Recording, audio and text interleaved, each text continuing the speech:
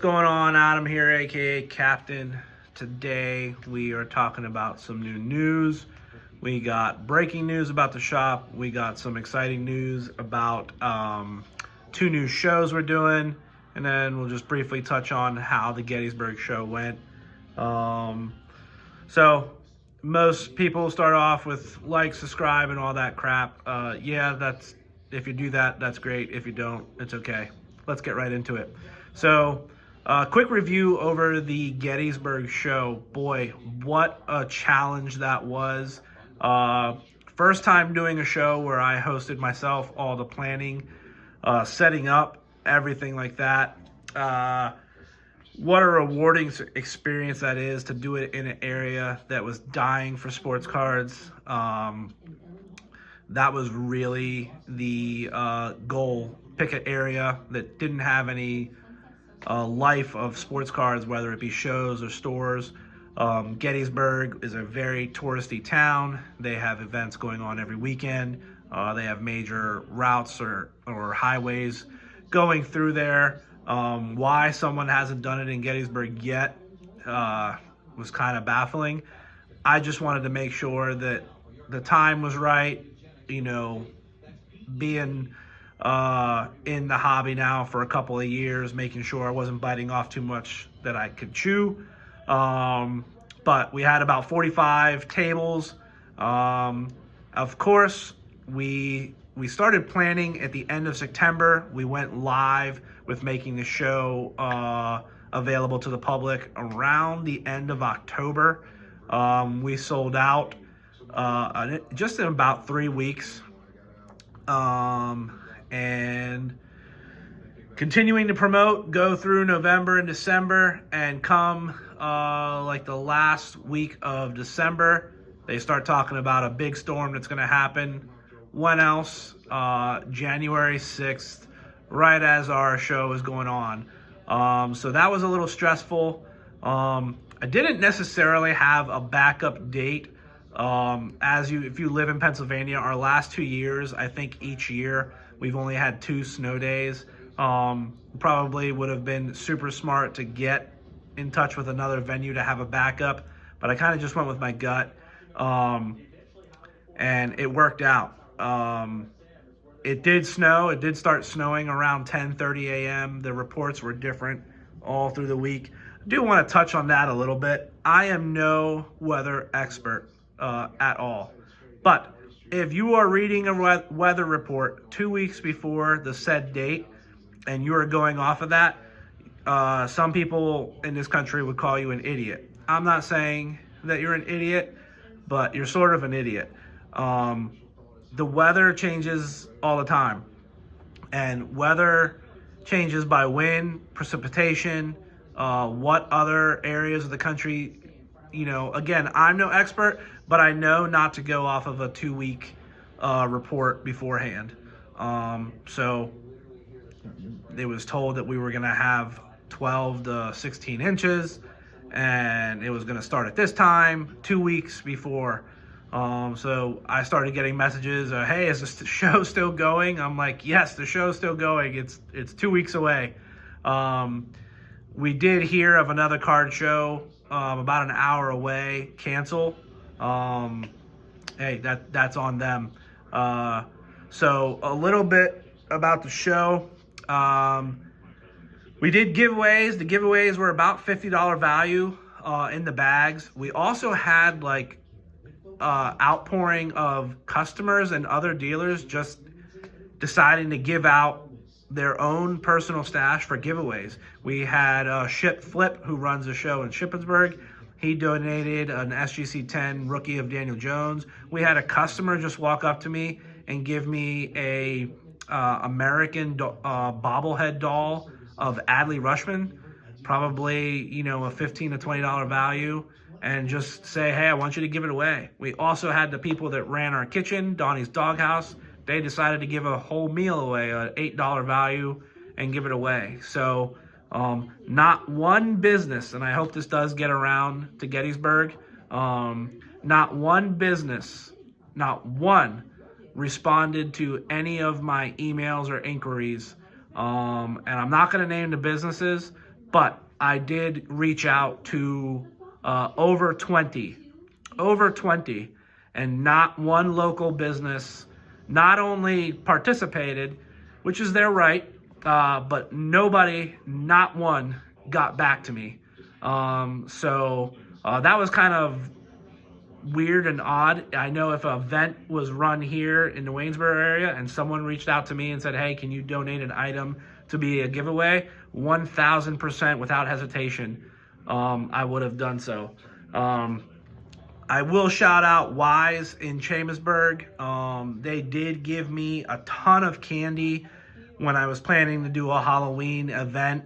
That event just didn't happen, so I had saved the candy and I had paid it forward and was able to get that candy for free, and then that candy was available at the show just to give out and just do something different. So we had candy, we had music, we had giveaways, we had silent auctions. No one entered the silent auctions. I guess the items were too pricey. But hey, they were autographed, framed pictures of some popular players. But the giveaways were great. The participation was great. We had one dealer cancel due to snow, and really, he had signed up to fill another cancellation due to a sickness, and then a few hours later, he had canceled. He said he didn't want to risk it. I think he probably regrets it if he's heard about our show, but that's okay. No hard feelings, you know. He did contact me and let me know. We had one idiot that I'm not going to name. That was a no-call, no-show. We don't appreciate that. They were notified as well. All the dealers were notified. If they were a no-call, no-show, they would never be allowed to do business with Captain Romero Sports Cards. So that individual, that's what we call a douche canoe. That person will never be set up at a Captain Romero Sports Card. Not even in 10 years. I hold grudges and I keep receipts. It's just disrespectful. So, yeah, but he's just lucky that I'm not going to name him, and I'll save him that. He lost a lot more not being able to be at the show. So, Gettysburg, man, it was great. We had people that drove over 3 hours away to come to the show. 3 hours in a snowstorm after it was already snowing. We had people show up as late as 1 o'clock when the snow was filling up. So it was definitely heavy in the beginning as far as the traffic. It then tampered out a little bit, but it remained consistent all the way till about 1:30. The show was scheduled till 3. Most people started leaving around 2. I couldn't have asked for anything else. I'm not asking for any sympathy on my part, but running a show by yourself, completely by yourself, is a lot of hard work. All the promotion, the setting up, the tearing down, getting food, getting giveaways. So thank you very much to people that just the customers that decided to donate out of the goodness of their heart. Thank you to Donnie's Doghouse for donating a meal and working hard and making meals. There was only a 2-man team there to do hot dogs, hamburgers, and drinks and all the cooking. Thank you to the Gettysburg Rec Park for allowing us to host the first Gettysburg Sports Card Show there. Shout out to Key City Cards and to Dustin Geyer, who helped stay back and put tables away. We do appreciate you that. That is not an obligation or required by any of my dealers, but they decided to do that on their own. There's also 2 other individuals that have reached out earlier in the week to offer to help me set up. Just the times didn't work that we could have been available to help each other out, but they at least did offer. That's super appreciative. So the dealers that I had at my show were all kind and very well. So the flood of emails and messages about when's the next show, when is all that, I didn't think I'd be able to wrap it up this quick. I already been working on seeing venues and doing that type of stuff. So without further ado, the next show we will have will be March 23rd. It will be at the Frederick Scott Key Mall. It will be up to 75 tables. That will be a mall show on a Saturday. Most likely it will be all day. It will be 8-foot tables. At Getty's, this recent show we just did was 6 foot. That's what they had. Obviously, we all preference 8 foot, but these 2 shows will be 8 foot. So March 23rd, Frederick Scott Key Mall. Also, the Easter Bunny will be there. So, fellas, ladies, kids, it's a whole family event. You don't like sports cards, but you want to get your kids pictures with the Easter Bunny, you can knock it out, get some shopping done. Springtime, snow obviously won't be a factor. So March 23rd, mark your calendars down. We are accepting reservations for those tables. Dealers that did set up with me at Gettysburg, starting today, they have 1 week priority. Basically what that means is they have a week to go ahead and re-up their tables, and they will have I guess you could say, a preference to having a better spot, usually, which is the closest to the entrance. After that 1 week, it is fair game for everybody. I still am accepting people for the show. You can sign up and you can reserve a table. It's just that if someone signs up that was from the Gettysburg Show, they will bump you as far as how close they get set up to the center, if that makes sense. If it doesn't make sense or you need clarification, please call me. The second show, which is what I'm super excited about, is Gettysburg 2.0. We are going bigger and larger. That's what she said. Bigger and larger. We will be set up on April 13th at the Eisenhower Complex off Emmitsburg Road in Gettysburg. So we have a hotel there, and inside there's a banquet room that holds up to 138 tables. Right now the show's being an easy number advertised at 125, but it can hold a maximum of 138. 8-foot tables. We will be taking reservations for that. Same thing goes with that show. You're allowed to sign up if you're a new vendor. You just kind of get put in a different category for 1 week. All the Gettysburg people get preference on their table to be closer to the entrance. After that, it is fair game, but at least you can get your name on the list. To get your name on the list, you do have to pay.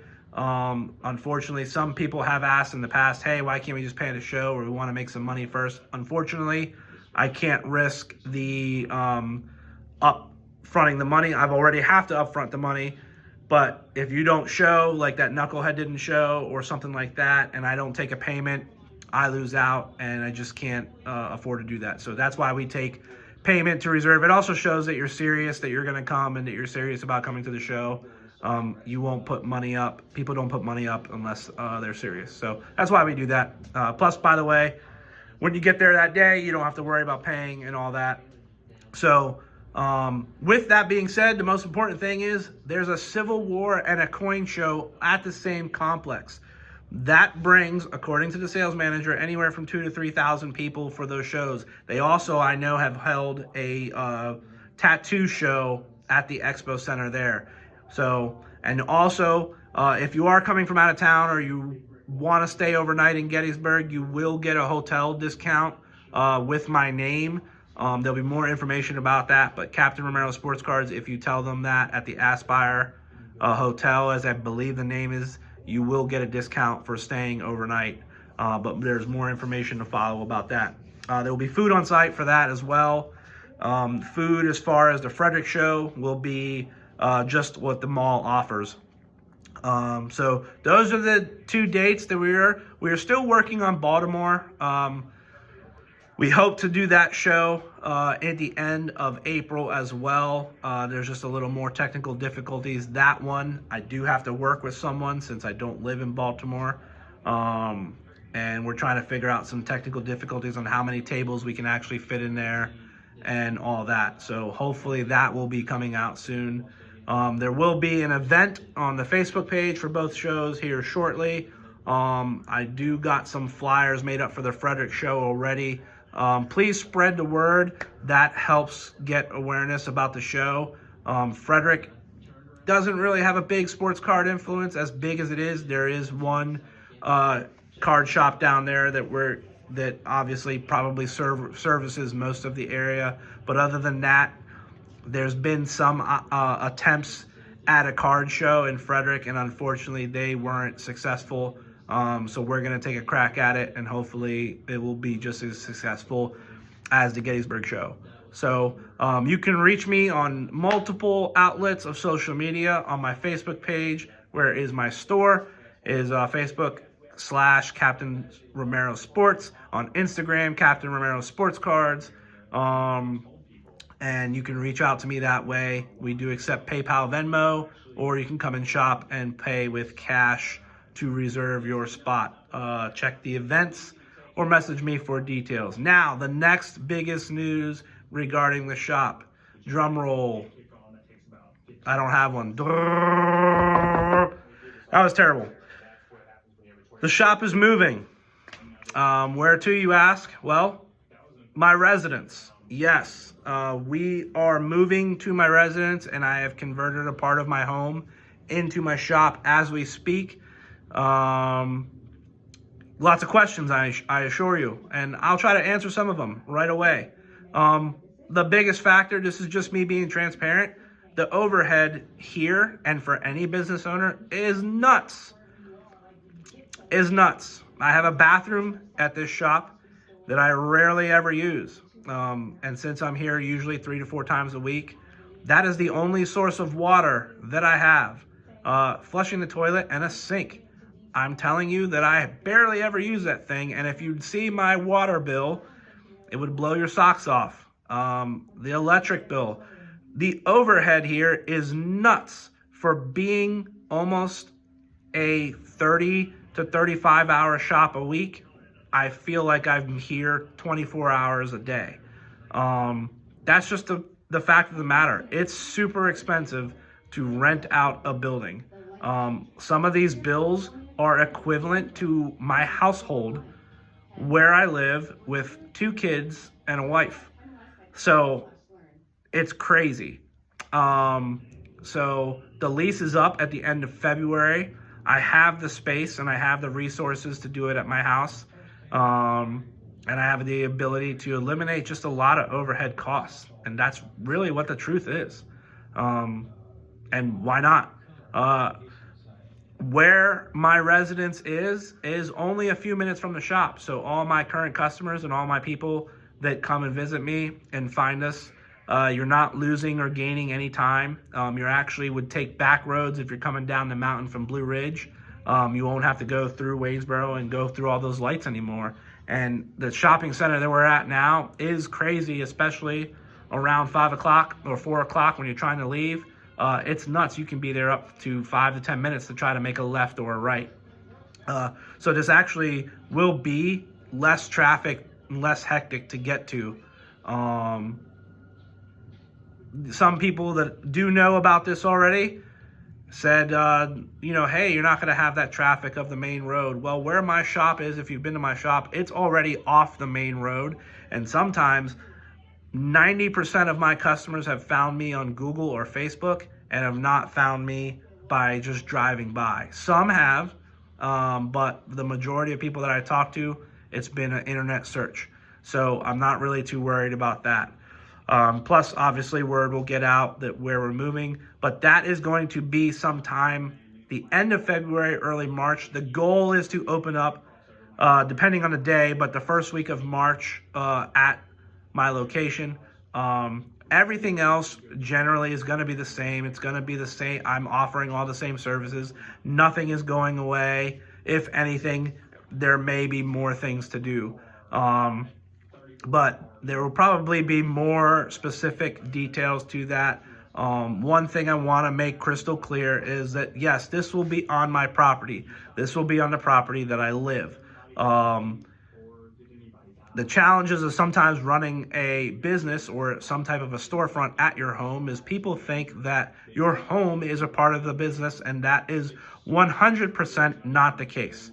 So when that time comes and you're coming close to 450, 455, after 5 o'clock, that does not mean you have the liberty to come to my house and ring the doorbell and say, hey, I just need those sports cards, man. Just sorry, I saw your light on, I saw your car. That does not mean that. I did want to make that super extra clear.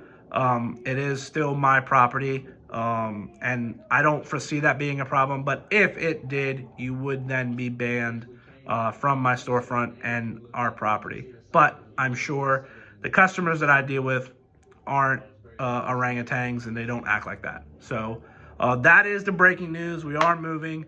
It is more or less just really an overhead cost that is just ridiculous. If any of you out there run your own business and have a brick and mortar or a business, and maybe you've been in it for years and years and years and you're doing well, we've been doing a storefront in a year, and it just doesn't financially make sense to keep it over here when I can move to another location 5 minutes away, do the same thing, and eliminate all my costs. So that is strictly pretty much a business move. Now we're doing shows. We still travel. 2023, I traveled more than I ever have in my entire life. And this is all done by myself. I have no help whatsoever. Granted, I take that with a grain of salt, meaning that the daily operations, the buying, the trading, the selling, the posting, and all that, all the integral parts, yes, that is all done by myself. I don't have any other people. I'm not even direct with anybody. I'm not direct with Panini, not direct with Topps. I've tried and tried and tried. They view me, I guess, as too small, but I'm still providing you guys with product. And it's just a grind to go out there and buy it on the secondary market, to then have room to make a financial gain is very, very tough. And I promise you that a lot of these things that we sell here, we're not getting rich off of. So take that for what it is. This was the way that I felt comfortable of still providing a store to all my customers, because I've actually thought about just letting it go. I was doing totally fine with shows, and now I've taken on promoting shows, and just being straight, I'm doing perfectly fine with just shows. This is just something extra. So I know a lot of people would be disappointed if we got rid of the store, and I didn't want to do that. So this is the way of me trying to figure out a way to still be smart about business and still provide something that the community wants. So that is all. That's the breaking news. Spread the word about the shows. Share the video. Share the event page. If you see the flyer, post it. It only takes a few seconds to share things for friends, family, local business community. You never know how many people might see something just because you hit click and share. It really does mean a lot. Thank you so much for your support over the years of just me being some cop doing sports cards to now owning a store, traveling the country, and then now putting on their own shows and having success at it. I can't do that without all you guys. So truly, that means a lot to me. And I hope 2024 is a great year, not only for me, but for everyone that enjoys sports cards. And we'll see you soon. Peace.